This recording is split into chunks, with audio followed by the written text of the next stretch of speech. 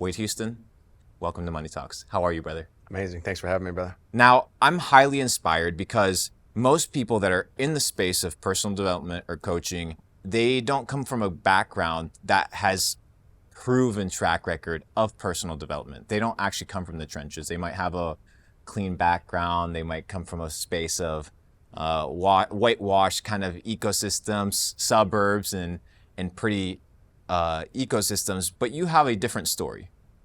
The success that people see today, the put togetherness that people see today, the love for biohacking and health that people see today isn't what it used to be. So before we get started talking about not only how you achieved a high status position in one of the leading biohacking kind of ecosystems in the world, how you've been able to scale into a 6-figure a month coaching business, but how you're able to get out of the trenches, which is one of the big reasons I want to sit with you today. So take me back to the beginning. Before we talk about the success, take me back to where it all started. How is it that Wade Houston is where he is today? Yeah, so I grew up in Vermont. I had such an unbelievable upbringing. You know, sports were life. I have such a lovely family, great morals. My dad was really big on manners, morals, speaking articulately. And so I had a great foundation. I got recruited to play college hockey. And then when I went to prep school, I started getting into trouble with drugs and alcohol. I went to Phillips Exeter Academy in New Hampshire and got kicked out. I came back home. I got kicked off my junior hockey team. I ended up playing football at Bentley College and I got kicked out. I got multiple DUIs, multiple assault charges, and I was just constantly in the system. You know, I just couldn't get it together. So I finally got somewhat clean, and then I got addicted to Oxycontin. And this really was a pretty crazy time in my life because I was managing everything really well. I was getting a 4.0 in school. I was working at an accounting firm, and I was doing like 5 Oxycontin 80s a day. This is an absurd habit. Eventually, I got to a point where, you know, I was doing really shady things just to be able to get the drugs, and I go to rehab and just narrowly escape being followed by the feds and overdose. I actually had overdosed and was brought back to life, and so I just got very, very lucky that I was really given a second lease on life. So I got out of rehab, and I kind of stayed sober. I mean, I still smoked weed and ate Xanax every day, and this, you know, put me in a position where I was able to hold a sales job. You know, I started selling cars, and very quickly, in my first year, I made $150K, and at 23, I thought like, oh, this is cool, this is an easy job. And then since I had a finance background, I said, I'm gonna move to financial advising. So I started doing financial advising, and I would come down to Miami. I was managing, you know, some of my friends' money down here in Miami, and I was partying. I was living this crazy lifestyle down here, live and story, and I was renting Aston Martins and Ferraris and staying at the penthouse at the One and just doing lots of Molly and ketamine. And my entire life, I think I'm somewhat blessed genetically, physically, that I was able to get away with being probably the most unhealthy person you could ever imagine. I'm talking like my morning breakfast was 2 caramel bars, an Arizona iced tea, a pack of cigarettes, and then I would start my day eating with McDonald's sausage, egg, and cheese McGriddles. That's how I was running for a long period of time, and I was never strength training. I wasn't taking care of my body. And I went to get some whole life insurance just as an investment vehicle because I was a financial advisor, and they told me I was declined, and they told me I had autoimmune hepatitis. And I'm like, how is that possible? Like, you know, they said, well, your liver's 4 times elevated. You're gonna be on these drugs for the rest of your life, an immunosuppressant and a steroid, azathioprine and prednisone. And I'm like, man, is there any other solution? They said, no, there's nothing else. I'm like, what about diet? I'm like, is there anything else that I can do? They're like, no. I'm like, God, I don't know if I believe you guys. Like, I don't know much about medicine, but there's got to be something else. So I seeked out multiple different doctors. I saw 5 different doctors around the country, all gastro and HEPA doctors, and they all told me the same thing. These are your 2 options. Hopefully it goes into remission, and at some point you're able to mitigate how much it takes. I'm like, man, I just don't believe this.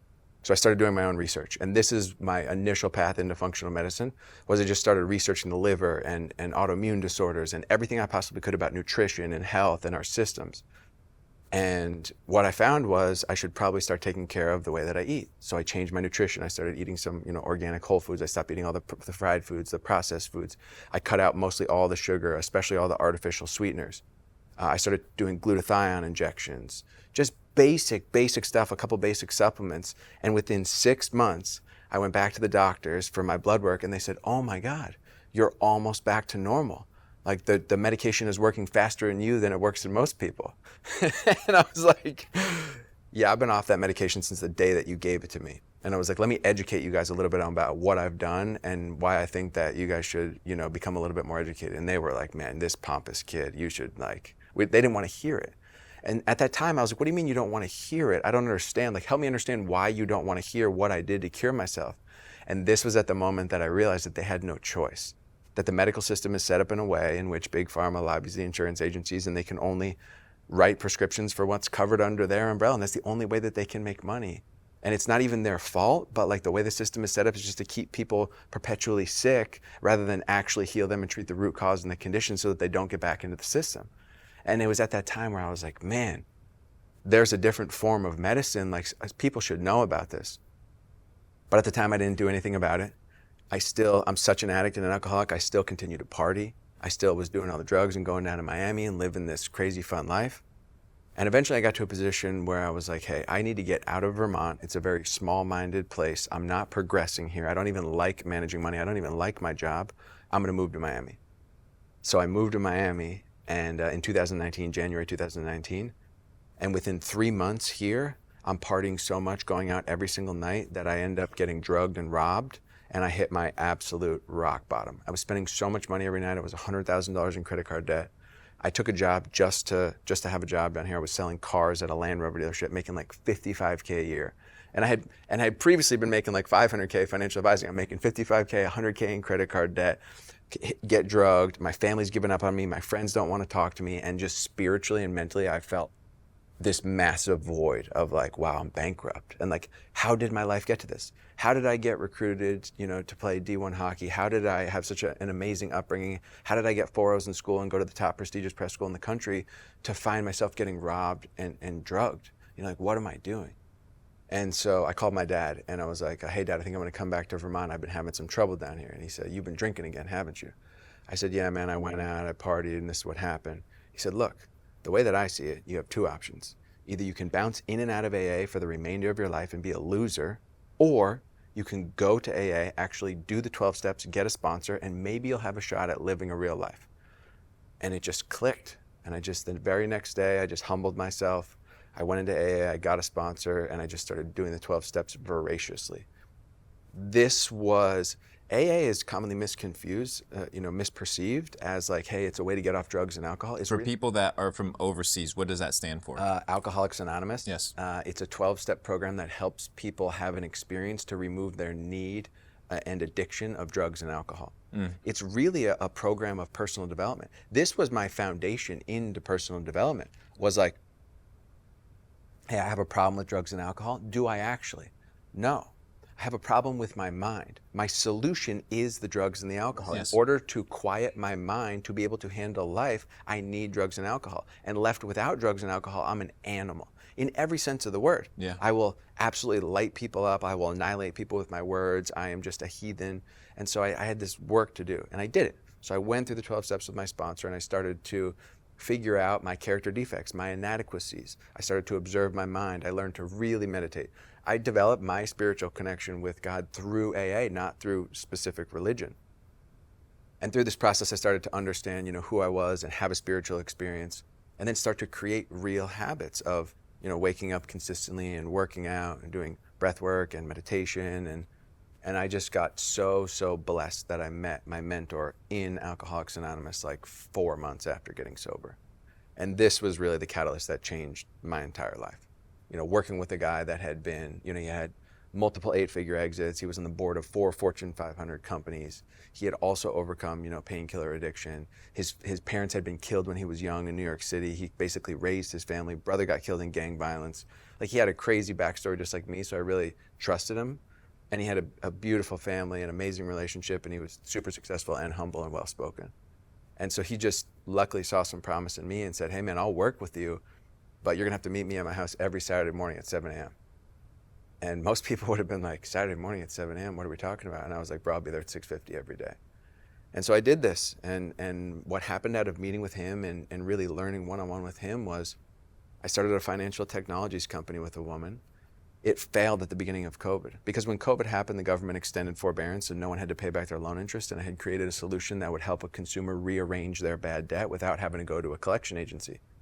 I thought we were going to sell it to MasterCard. And I had a buddy at MasterCard, and I said, let's talk about, a deal. He calls me like 3 weeks into COVID and says, the government just extended forbearance. Nobody's got to pay back their loan interest. We got to pause. Like, let's pause on all talks. So that company crumbles and I find myself lost again. A good foundation, personally developed, sober, working with a mentor, but like, what am I doing with my life? So I spent some serious introspection, journaling, meditation, prayer, and time with my mentor to figure out what should I do. Rather than just take job after job that's predicated on my skill sets and an ability to make a lot of money, let's actually figure out what's my purpose, what's my passion based on my skills, experience, and interest. And so I did this exercise with him. And at the end of the exercise, he said, look, man, you should either get into that functional medicine that you were interested in, or you should design a clothing company. And he said, which one do you think is a viable idea? And I was like, well, obviously the functional medicine, the clothing company is going to take forever. So he said, okay, great, I'll help you in any way that I can, but I want you to do this. And he started having me research and funnel hack and do all this stuff and just starting to embody and attract and manifest this into my life as if I already had this job. I didn't even know what it looked like. Long story short, I had a couple job offers that I ended up declining because they weren't the right fit, and I meet a guy who has a functional medicine clinic. And I go up there in Aventura, I meet with him. He asked me about my skills, expertise, so on and so forth. I say, look, I know a lot about sales, marketing, finance. I know a lot about operating companies, even though I've never operated one before. And he says, what do you know about medicine? I say, nothing. Just my own personal journey into functional medicine, but like, I don't know all this hormone replacement stuff and what you do. And he says, okay, well, do you think you can learn quickly? And I said, bro, I'll be the quickest learner that you'll ever meet in your entire life. I said, I'm an addict and I've channeled this into this direction. So he said, okay, I'll give you a chance. You could be the sales manager and we'll see what happens. That was June 1st, 2020, 3 months after COVID happened.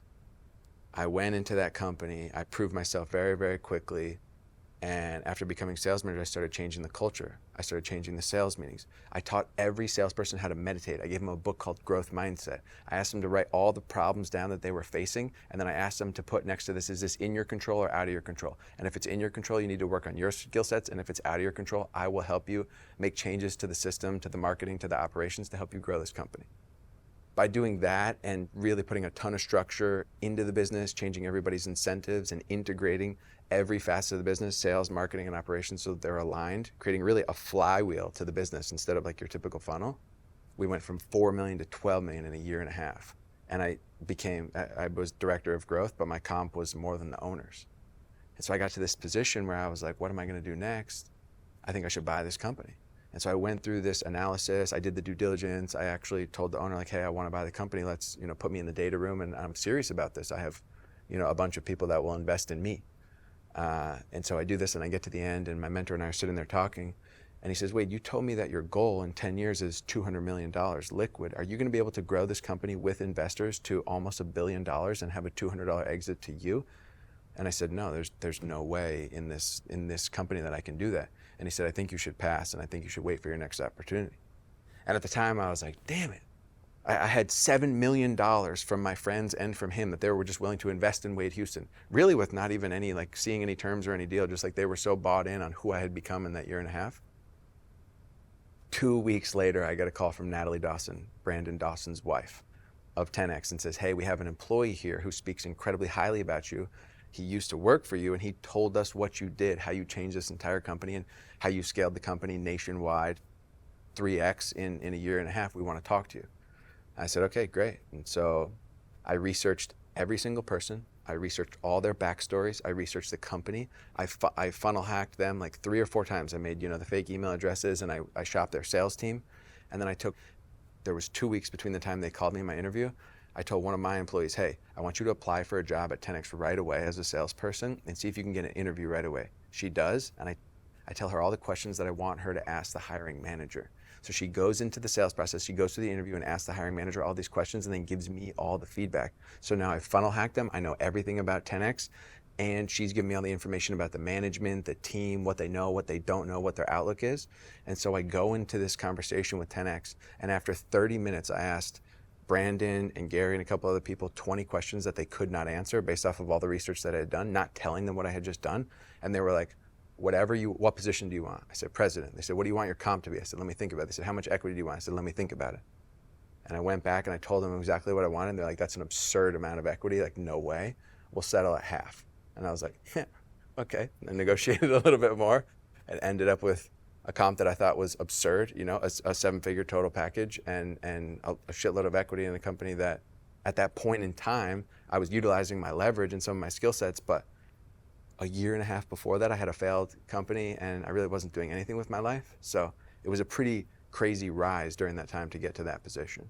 And what's the numbers that 10x did? Okay, so the when 10x Health? when I started at 10x Health, we were doing we were annualizing at 9 million a year, and when I left, we were annualizing at 50 mil a year. So 5x. 5x. Crazy. Bro, and hyperscale in a market in which it's not developed yet is insane.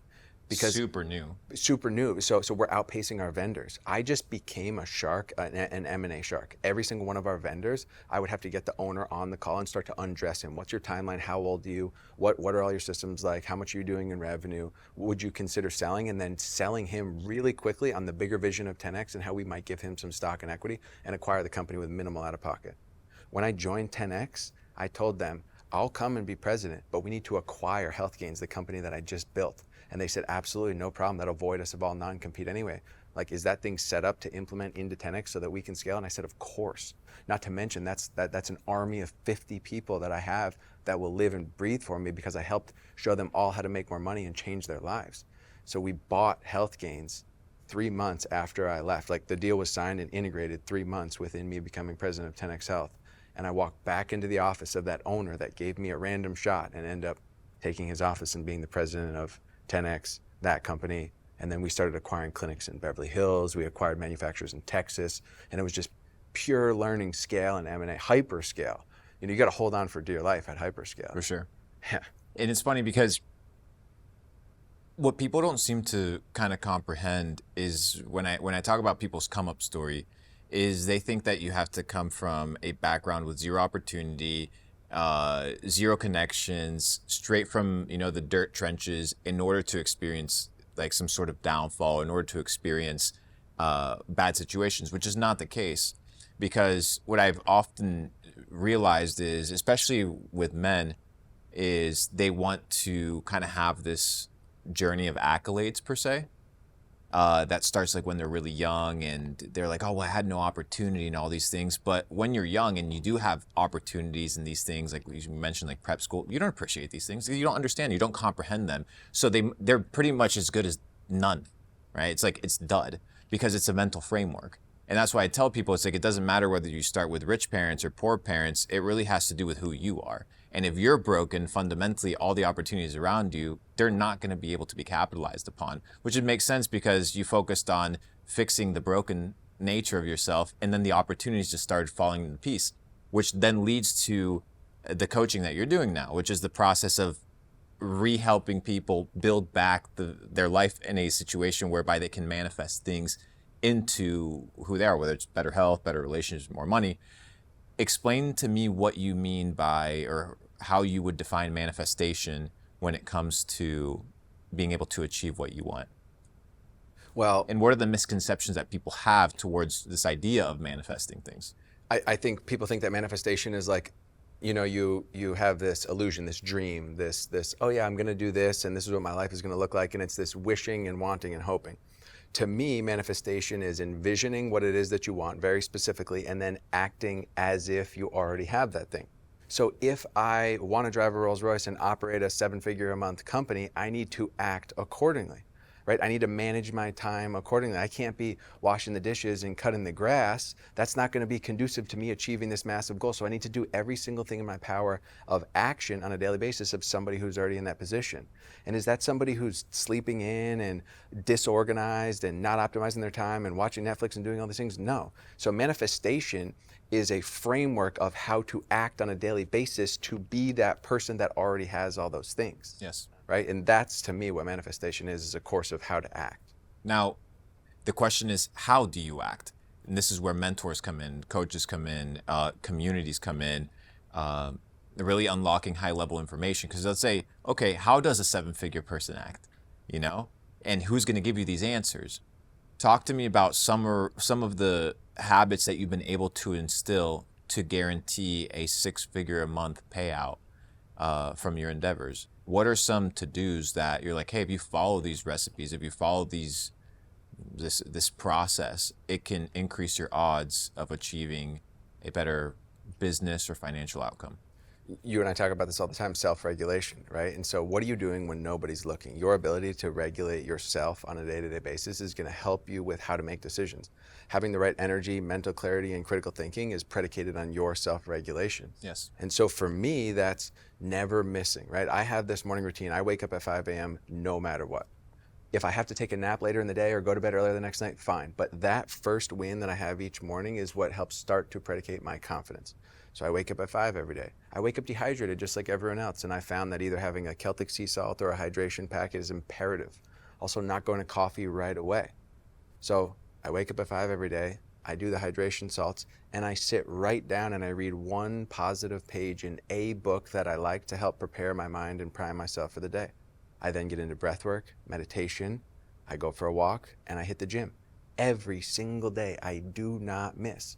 And for anybody watching this that's like, hey, that's way too much, there's no way I can do, I can go from where I am today to there tomorrow. That's exactly what I teach in my coaching program. You shouldn't go from where you are today to there tomorrow. You should create a sustainable set of habits that you can build on slowly so that you can sustain this for a lifetime. And so if today you're really, unregulated and disorganized, just wake up at a consistent time, do some form of observation of your mind, hydrate, and do some exercise, right? If you can just do those each and every single morning, it'll prepare your mind for the day and put you in a positive direction. Just don't get right on Instagram or TikTok and start doom scrolling because you're feeding your mind with terrible inputs. And you're feeding your mind with things that you can't control. Totally. So you can't control the initial programming of how you're positioning your day. So what you're teaching is basically, it's all about direction, right? It's all about positioning because there's variables. You talk about there's things that you can control and things that you can't control. And I want to talk a little bit about that, about what you can control, input versus the things that are variables outside of your control. But these inputs do affect the way that you perceive your day, your worldview, your mood, your habits, your opportunity. But before I ask you that, tell me about, so many people talk about discipline, right? In the space of like personal development, they say, you need to be disciplined, you need to be disciplined. For the people listening, what is the difference between discipline and self-regulation? What is the fundamental difference between both? Well, I think discipline has like a negative connotation of like you're being disciplined or you're doing this thing that you really don't want to do. And just the frame alone of the word discipline versus self-regulation, something that one should look forward to. Empowered, right? It builds you up. It creates your confidence. You own it, right? When you're able to self-regulate, you build confidence. People will say like, how are these morning habits going to change my entire life and help everything, right? Well, let me tell you, each day when you get 5 or 6 wins in the morning and your mind tells you, don't get up, but you do it anyway. Don't hydrate, but you do it anyway. Don't meditate, don't read, don't go to the gym, but you do it anyway. Now you're starting to have impulse control and now you're starting to understand that your mind doesn't determine what actions you take. No matter how you feel, no matter what your first thought is, no matter how sick or tired you are not paralyzed. You can still take an action. And that action is what changes your mind. And when you get through the feeling of I don't want to do something, but I did it anyway, you build confidence. You strengthen your mind, your resilience. You have more clarity, more energy. And then when you have the thought of like, hey, I want to do something that I shouldn't be doing, you've already had these 6 wins that have fortified your mind and put you in a position where you could say no to anything. People start dropping their vices. They start getting in shape. They start having better relationships. Their confidence increases. Everything gets better when people follow these simple set of daily non-negotiables and they regulate themselves. I love that because it's positive versus negative affirmations. It's like oftentimes how you discipline a child, right? If you want to teach them something, you could go through the process of educating them or you could make it a negative experience. And it's proven that people don't learn off of negative experiences. You have to create positive feedback loops that then create dopamine effects that it's like, oh, like this is a reward. Like going to the gym, like the accolade of actually doing it is a reward. It's not, oh, I'm doing this because I have to. If you have to, that's not the purpose of life. The purpose of life is for you to develop into the fullest potential of yourself, which requires self-regulation because it's about, if you were in a situation, for example, where 1,000 years ago, you had to go get your own food, go get your own water. The environment naturally self-regulated you. You had to go hunt for your food. You had to go out and hustle. You had to go and like suffer. You had to go days without eating. Today, everything's so readily available and everybody's trying to capture your time, energy, and attention that you have to self-regulate. So today it's more so staying away from things and protecting your energy from certain environments. What do you think is, for aspiring entrepreneurs, people that are trying to make their first $10,000 a month, that they see the potential, but they feel they have like this internal like strife between what they want and what they do? Where's the disconnect? Well, there's always this period of time in which someone starts to build themselves and become somebody who's valuable enough to make this money, and them actually making the money. There's this gap. And so you have to develop yourself as a person through the skill sets and the mindsets that allow you to make the $10,000 per month. You have to have enough awareness and emotional intelligence to be able to navigate business challenges and problems to move the business in a direction to actually garner that revenue. Right? Same thing with your skill sets. You need to learn a little bit enough about persuasion, communication, sales in order to be able to manage employees, have a business, get clients, understand some funnels. And so there's always going to be a period of time where people are taking some action, but they're not yet successful. And what happens is people don't see and feel the results quick enough and they give up. Right? How often do we see this? They're so close because they're not getting any feedback. There's no reflexive characteristic to their efforts. And they're just like, nah, I'm not going to do this anymore, because no one's guiding them and helping them along the way. But if you're consistently strengthening yourself as a person, you will have a windfall. It's just going to take some time until you catch up to your actions producing the results that you're looking to have. Yes. It's the sowing and reaping concept, and it's allowing the seed to mature into a tree that bears fruit. And it's like that process, you can't accelerate. It doesn't matter. The farmer, doesn't matter how many times he looks at the ground. It doesn't matter if he tries to overwater it or if he cusses at the soil because it's not growing fast enough. There's a natural process to this growth and self-development. And what I realized, and this is where I want your input as well, is people think that once you hit a certain scale or a certain level, that the game becomes like you're chilling and that like you don't have to grow anymore, or that you don't have to self-develop. But when I was making $10,000 a month, I had to become a different person when I was making 50 or 100. And when my business was doing 5 million, I had to become a certain type of person. And now the business is doing 10 million. So it's like, I need to consistently evolve with the thing. And I think people go into business or they go into self-development thinking that there's this peak that you achieve, and then you sit on the peak and then you don't do anything. And it's like, that's not the game. So where's the fallacy and the broken mindset between saying, hey, where's my physique going to be in 6 months? And am I going to have abs by summer, versus I'm establishing behavioral patterns that are healthy long-term? What's the mindset there? Is it okay to have these short-term reward kind of mindsets and objectives, or should people be kind of looking at more of a long-term perspective? This is an unbelievable question, and it's very deep. I had the mindset that if I just got to a specific revenue amount, if I just got the specific girl, and if I just got a Ferrari, that I would be happy and I would be chilling and I would no longer have to continue to develop myself.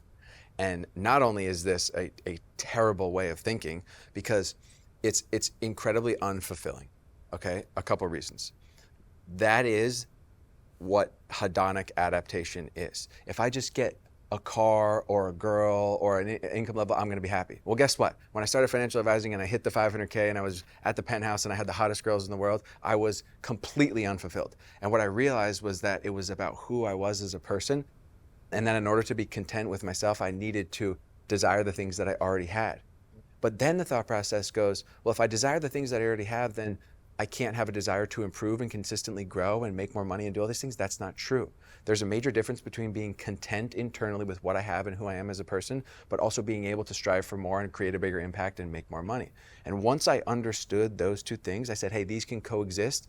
I need to just focus on creating a person that looks at problems as opportunities and know that the journey is what I need to fall in love with. Growing my skill set and my mindset day by day, I will be able to make more money and be on the path of forever growth.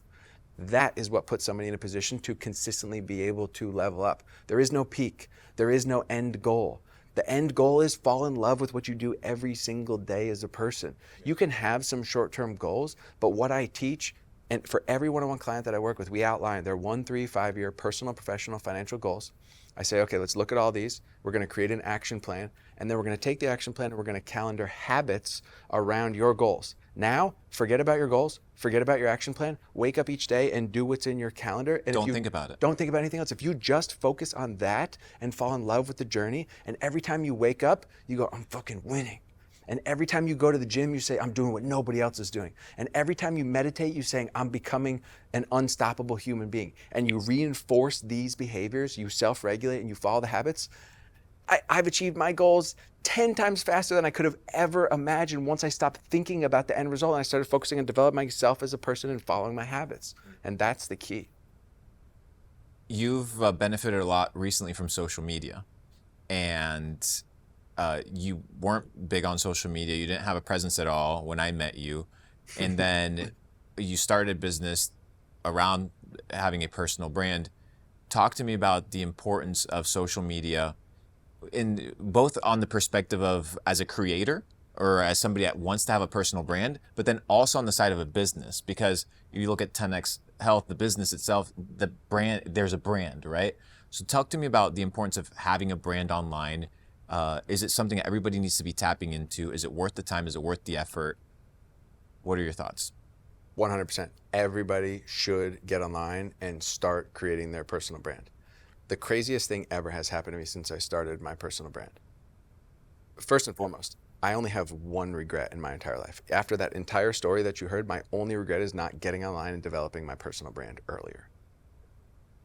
When you get online and you start talking about problems that you've overcome and mindsets that you have and experience and things that you know now but you didn't know before, you have this effect on people that you couldn't otherwise have on the world. You are actually able to give the world and deliver them information that makes the world a better place. It is the most unbelievable feeling in the world to get online, not just to say, I'm gonna money grab and find the bag, but I'm actually gonna help people. It's an unbelievable way to create your personal brand. Getting online has made me a substantially better person. I've been able to much more quickly identify the problems that I'm having in real time and solve them for myself and talk about how I'm solving my problems in real time, thus giving people in the moment information and motivation on how to change their lives. Now, in terms of business and what this has done for my career and my opportunity, I literally, if I want something, I can just post it on my story right now and I can have a potential salesperson, a manager, an assistant, like anything I need from having a personal brand, it becomes easier. Now, I also think that the old way of doing business of cold outreach and your typical marketing funnel and the old SEO, I mean SEO is still useful, but the old marketing traditional way of thinking, it's not the easiest way to acquire a customer. And if somebody gets on your page and they see your personal brand, they can very quickly tell who you are as a person. They can start to watch your content and get value, and they'll want to do business with people that they know, like, and trust. And nowadays, even more so, that are well-rounded and stand for other things that they believe in. So without that, business is just so much harder. It's really the easiest thing that one can do if they get through the fear, right? And in terms of like creating a brand with 10X and having this consistent value add, it's exactly what you and I have talked about. People saw and heard Gary Brecka talking about things in a way that they could understand that they had never heard before. And that's the reason that the brand really grew. It's not that we had some crazy marketing strategy. It was that Gary's personal brand and his ability to make things understandable for people led way to that company exploding. Yes. Interesting. Now, wrapping up and transitioning to where you see kind of the opportunity moving forward. Do you see the opportunity in the digital space with physical products, e-commerce? I know you guys are launching a supplement line. Where do you see the opportunity there in that space? Because a lot of people listening, they're getting into e-com.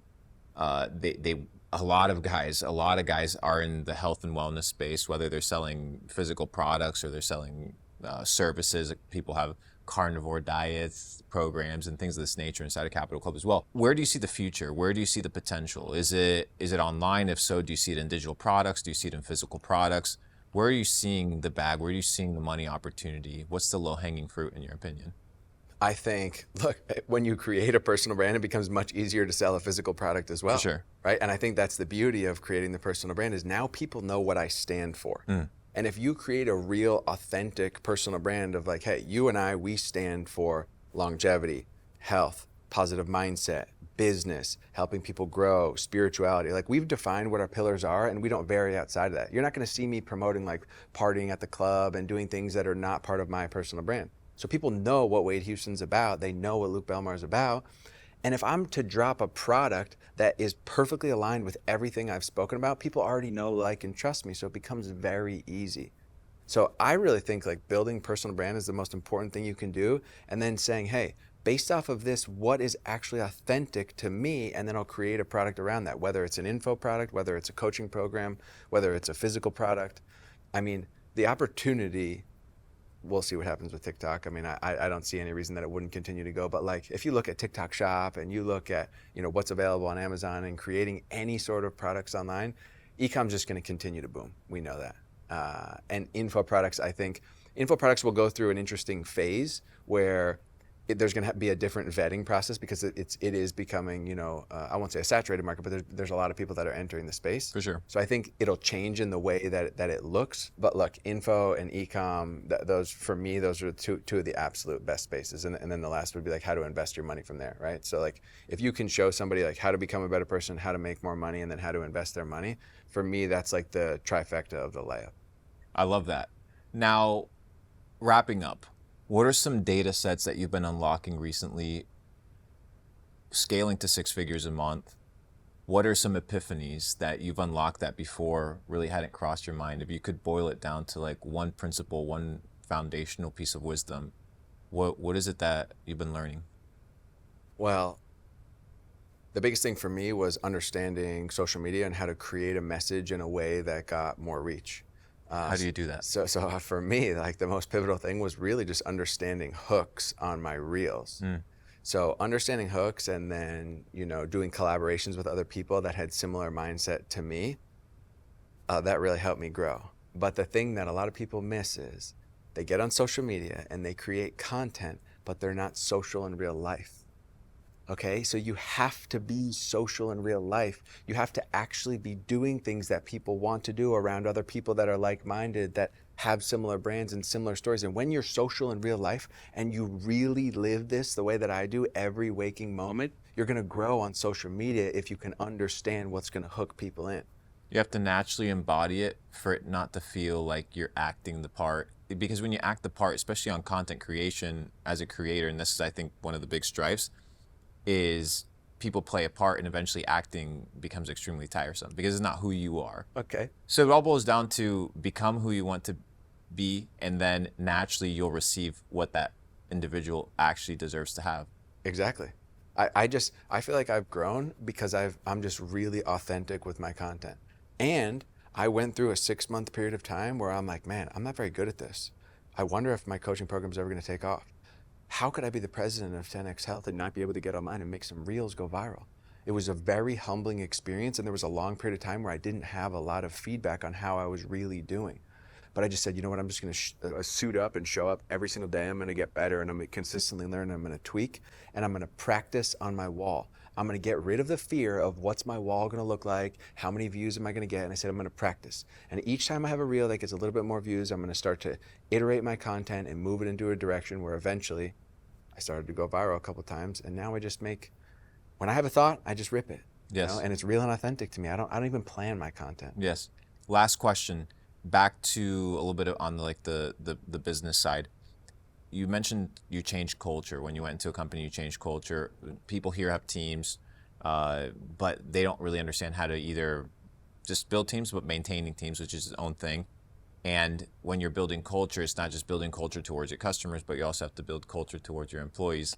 What's a principle, what's a foundational truth on how to build and scale a winning team? Okay, so anytime I have a team, I want to understand how each person is motivated and how they communicate. I want to kind of understand their personality type. And then I'm going to look at, do they have a roadmap on what success looks like? Do they even know what success looks like? So let's define what's their roles and responsibilities, and then do they have an incentive package? If they're not a salesperson, they should still have an incentive package that incentivizes them to do something that moves their business forward and compensates them 10 to 15% per month. You don't have to give away equity to incentivize people to actually drive the company forward. You just have to have the right compensation structure and let them know what success looks like. Then you have to ask them, What are your goals? Their manager should sit down with them and say, what are your 1, 3, 5-year personal, professional, financial goals? And when they outline those goals, let's make them actually tangible. Let's put them into SMART goal format. And then the manager's responsibility is to show that employee how they can actually achieve all of those goals while working at this company, and give them a roadmap to attain the positions that they want, helping them financially and personally with exactly what they want to do. And if you can do all that and then actually provide a real roadmap, in order to go to sales manager, to a director, here's the competencies that you're going to need in order to do this. I'll actually help you with the training and the course material once you reach these benchmarks, and you give them an actual roadmap and also help them with personal development, meditation, mindfulness, the right kind of books, morning meetings so everybody's on the same page, transparency and alignment. Of course they're going to want to show up to work. Of course they're going to want to drive and move the business forward. You care about them. Nobody cares about their employees. 99.9% of the people do not care about their employees, actually. And if you do that and give them a roadmap and create an incentive structure and tell them, hey, this is a relaxed environment, nobody's going to micromanage you. You know, you're either going to move yourself in the right direction or you're going to move yourself out. And you know what success looks like. So it's your choice. I had 0 turnover. In 10 months, I don't know if you knew this, nobody left. 10 months, 0. We went from like 50 employees to like 140, and nobody left because we just had this system, and people loved coming into work each day. People love coming into work each day. That's amazing. That's success in and of itself. For sure. That was the biggest success for me. Yes. Incredible. Wade, thank you so much for coming on Money Talks. Thanks for the data sets. Thanks for the value, and look forward to seeing you when the coaching is doing 7 figures a month on the next Money Talks. Can't wait.